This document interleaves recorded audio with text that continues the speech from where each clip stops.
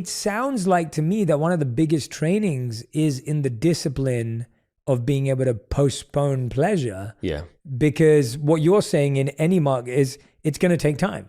Like you had to save up four to 8,000 for your first condo that you bought. Yeah. First of all, you had to work for that money. You had to save that money so that you could invest it. Then you were able to buy this 8,000 condo, which obviously has had great, growth, I'm sure. But there was a lot that took to get to that. Whereas I think right now people are like, oh, well, I'd rather spend $100 on this, right? It's a real decade of sacrifice. And there's really no way around it if you want to fast track your way. Now, the best investment you can make if you want the better returns, the bigger returns, is by investing your money in yourself. And the tough part is you got to be willing to go through that time and the effort, because you're right, it takes time.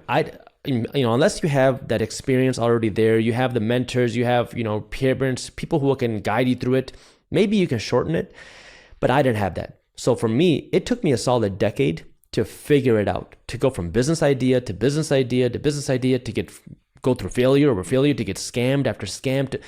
Those things are what teach you. And when you're going through it, it sucks.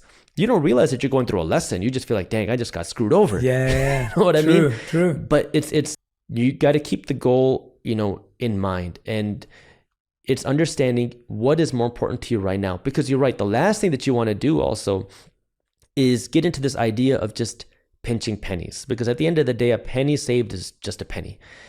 And the thing that I can best do to illustrate that is if you make $40,000 a year and you're like, okay, I'm going to put aside a quarter of my income. I'm going to put aside $10,000 to save and invest. And then you start putting your money to work and you're like, oh my God, I love this. I want to do more. I want to get better results. So now you're like, well, I'm going to try to put aside 30% of my income, 35% of my income. And you keep trying to squeeze this limited pie. But this is where now it's about building that growth mindset. And this is what wealthy people are able to do, where they say, okay, sure, I can try to squeeze more pennies out of the pie, but the other thing that I could do is I'm going to try to grow the pie. How do I go from $40,000 to $400,000? And you might hear that thinking, how in the world am I going to go from 40 to 400? Like it just sounds impossible and so far away. And